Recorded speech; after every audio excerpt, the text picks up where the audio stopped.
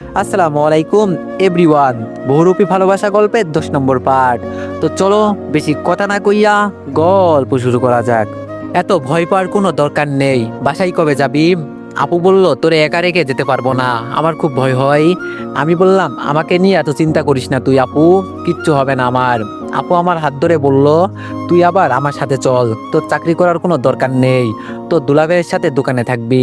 আমি হাসতে হাসতে বললাম, দুইটা পিচ্চি মেয়ে আমাকে মারতে পর্যন্ত নিয়েছে, আর তুই কিভাবে বলিস আমি এখন তোর বাসায় যাব? রিফাত ম্যাডাম আমাদের উনাদের বাসায় যেতে বলেছে, আমাদের এখন তার নিরাপত্তা দিতে হবে।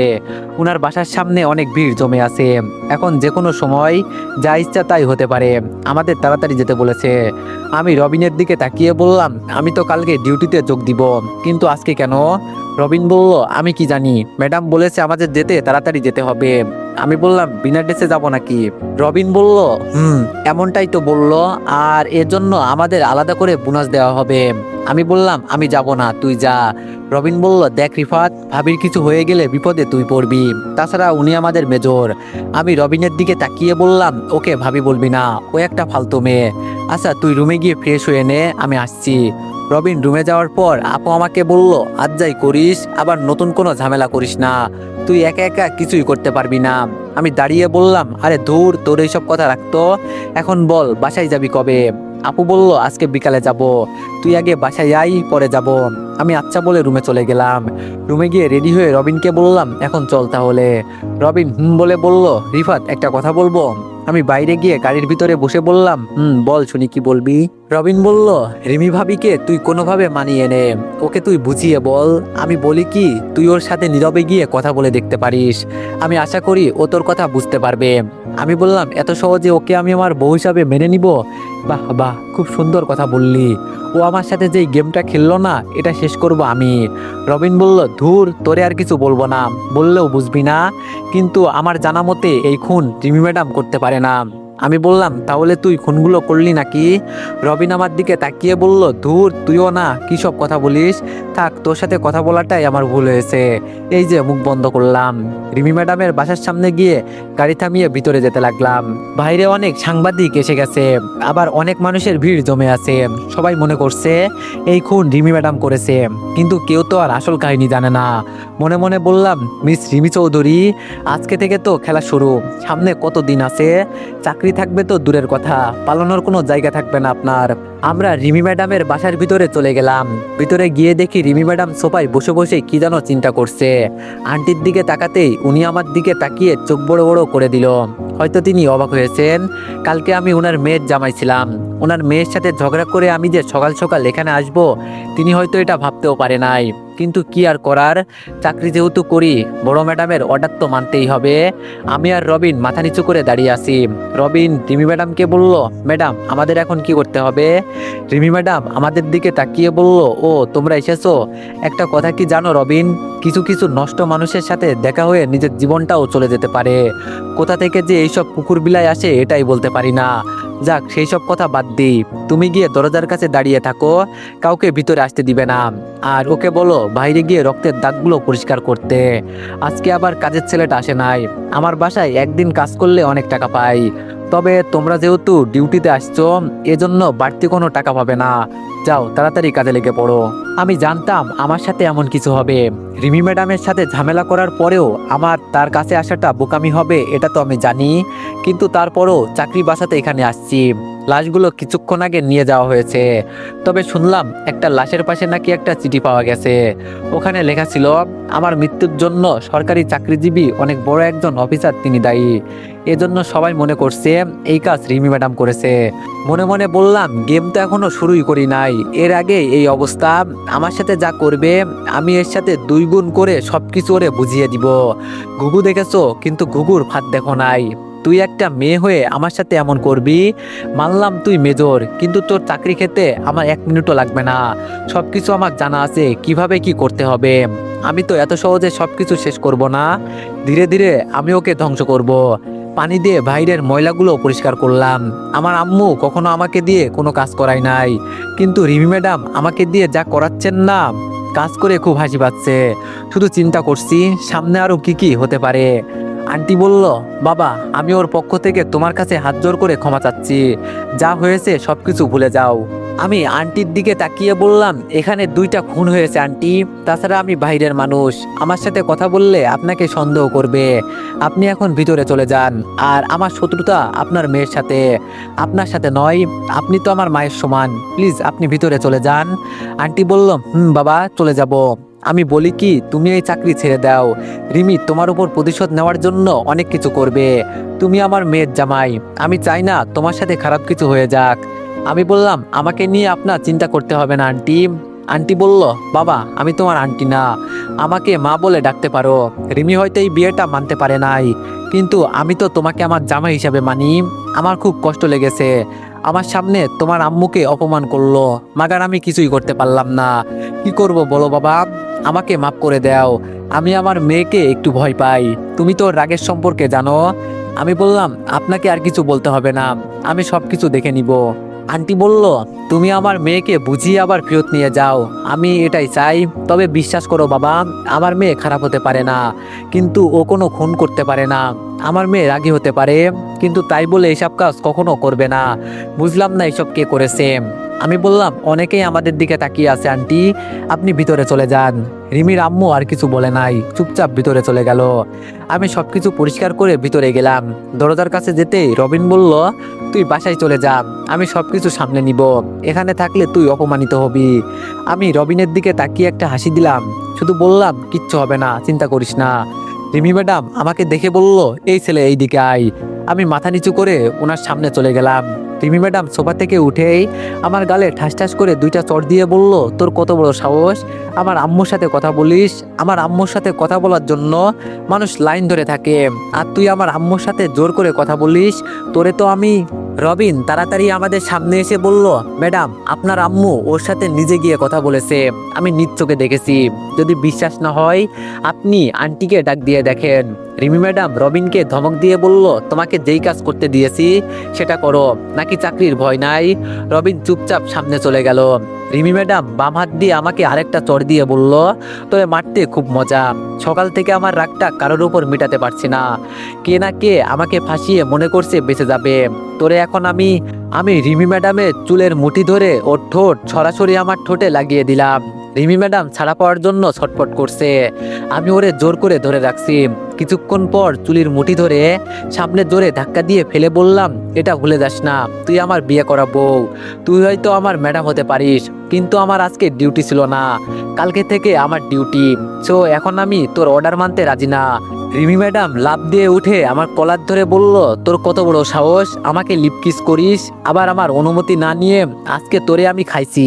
হঠাৎ করে একটা সাংবাদিক ভিতরে ঢুকে বলল, ম্যাডাম এখন আপনাকে দেখে মনে হচ্ছে আপনি সত্যি এই খুনের সাথে জড়িত, নইলে আপনি এই ছেলের কলার চেপে ধরে আছেন কেন? আর এই ছেলে তোমার পরিচিত কি? সাংবাদিক দেখে রিমি ম্যাডাম আমাকে ছেড়ে দিল। যেই রিমি ম্যাডাম কিছু বলতে যাবে তার আগে আমি বললাম, আসলে স্যার আমি সেনাবাহিনীর চাকরি করি, উনি আমাদের মেজর, আমাদের এখন ছুটি চলছিল, কিন্তু ওনাকে নিরাপত্তা দেওয়ার জন্য আমরা এখানে আসছি। আর আমি যখন জিজ্ঞেস করি, ম্যাডাম আপনি কি সত্যি কাউকে খুন করেছেন, আমি এই কথা জিজ্ঞেস করতেই উনি আমার কলার চেপে ধরলো। বাকিটা তো আপনি জানেনই স্যার। স্যার আপনাকে এই কথাগুলো বলার কারণে আমার চাকরিও চলে যেতে পারে। সাংবাদিক আমাকে আশ্বাস দিয়ে বলল, তুমি সত্য কথা বলেছ, চিন্তা করো না, আমি তোমার সাথে আছি। উনি যদি সত্যি খুন করে থাকেন তাহলে আমরা সত্যি একদিন বের করবই। সাংবাদিক এই পর্যন্ত বলে উল্টাপাল্টা নিউজ পড়তে লাগলো। রিমি ম্যাডাম আমার দিকে এমনভাবে তাকালো, মনে হলো যেন তিনি আমাকে কাঁচা চিবিয়ে খাবেন। আমি আস্তে করে রিমিকে বললাম, তুই আমার আম্মুকে অপমানিত করলি, আমি তোরে এভাবে ছেড়ে দিব? দেখ আমি তোর কি অবস্থা করি, আমার সাথে তুই দিমাগ দেখাস, এখনো আমাকে তুই চিনিস নাই, আমি কি করতে পারি? এই কথাটা বলতে বলতে আরো 10 জন সাংবাদিক আমাকে ঢেলে ভিতরে চলে গেল। ওরা একের পর এক প্রশ্ন করছে যে আমি খুনের কথা বলতেই আমার কলার কেন চেপে ধরলো। এজন্য সবাই এক প্রকার ওনাকে সন্দেহ করতে লাগলো, একের পর এক প্রশ্ন ওনাকে করতে লাগলো। আমি দাঁড়িয়ে দাঁড়িয়ে দেখছি আর মুচকি মুচকি হাসছি। পিছন থেকে রবিন এসে বলল, রিফাত এটা কি ঠিক করলি? এখন তো সবাই ওনাকে সন্দেহ করবে। আমি বললাম, করলে করুক, তাতে আমার কি? তোর কি মনে হয় এত এত মানুষের সামনে ও আমার আম্মুকে ধাক্কা দিয়েছে, আমি এত সহজেই ছেড়ে দিব ওরে?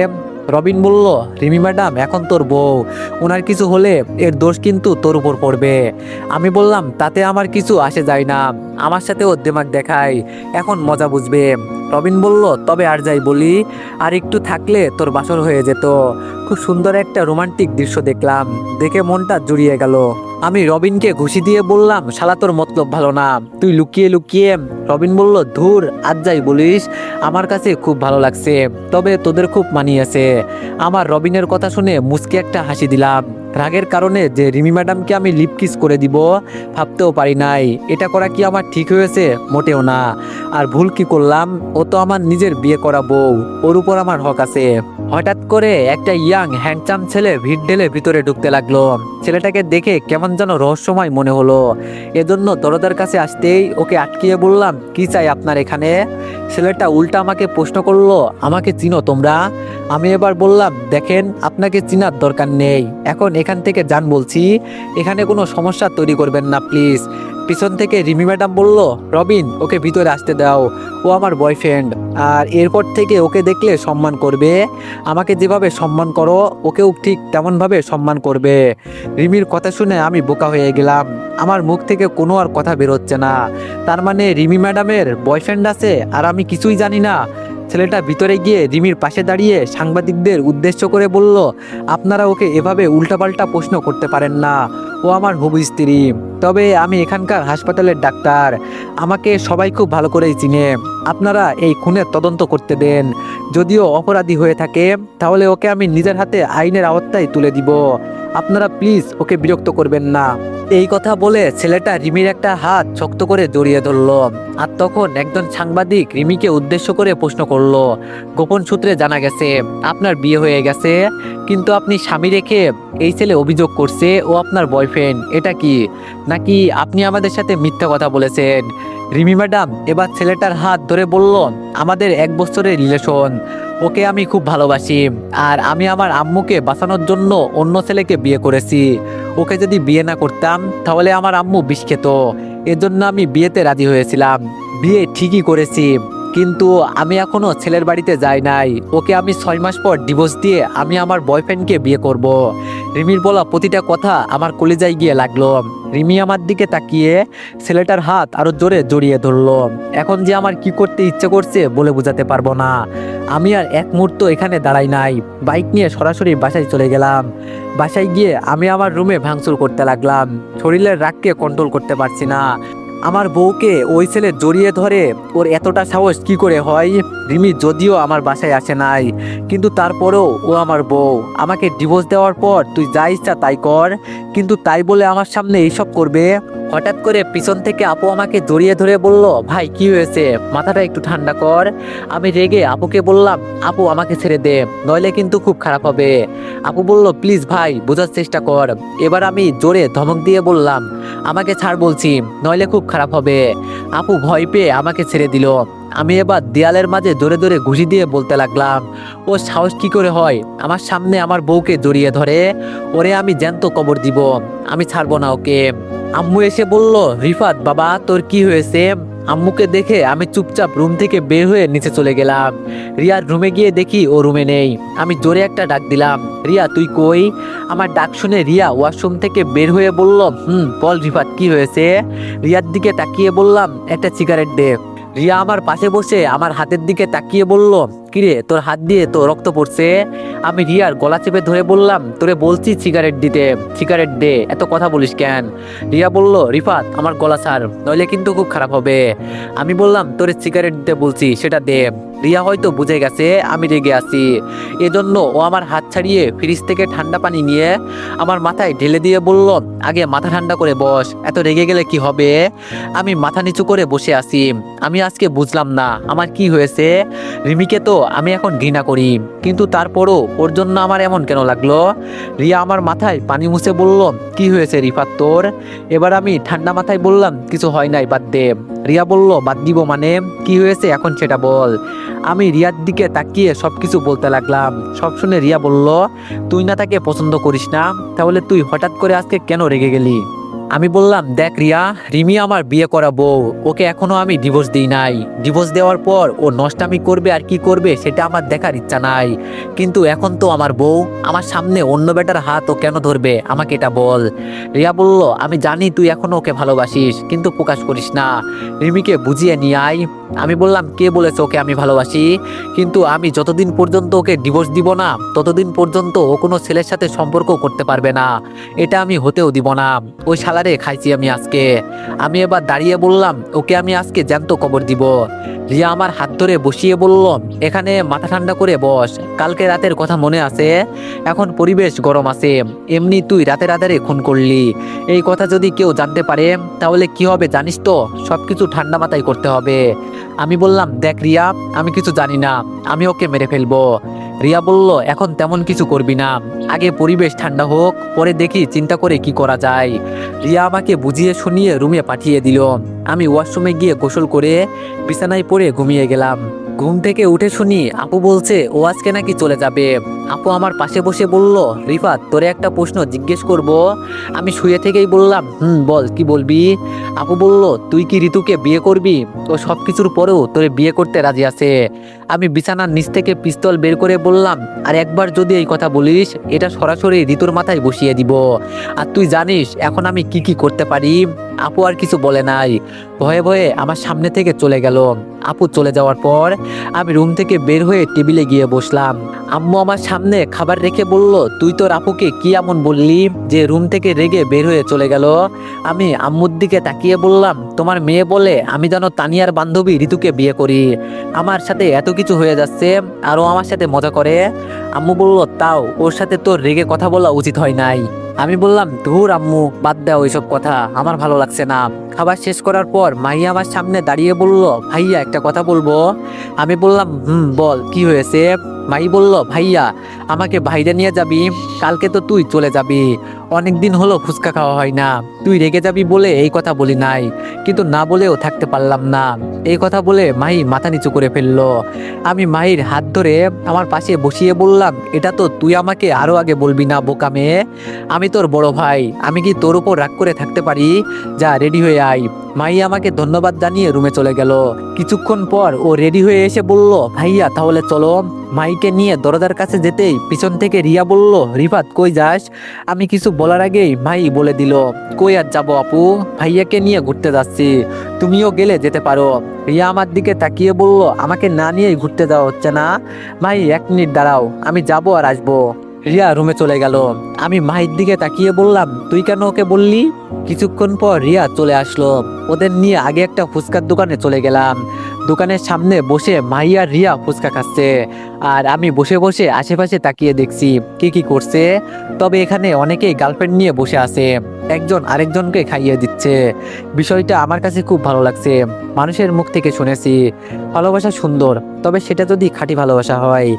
আর এখন ঠিকই বুঝতে পারছি সত্যি ভালোবাসা অনেক সুন্দর। হঠাৎ করে একটা মাইক্রো গাড়ি এসে আমাদের সামনে থামলো। মাইক্রো দরজা খুলে রিমি আর ওই ছেলেটা নামলো, যেই ছেলেটা রিমির বয়ফ্রেন্ড দাবি করেছিল। ছেলেটা নাকি আবার ডাক্তার। ওদের দেখে আমি দাঁড়িয়ে গেলাম। রিয়ার সাথে সাথে আমার হাত ধরে বলল, মাথা ঠান্ডা করে বস, কিছু হবে না।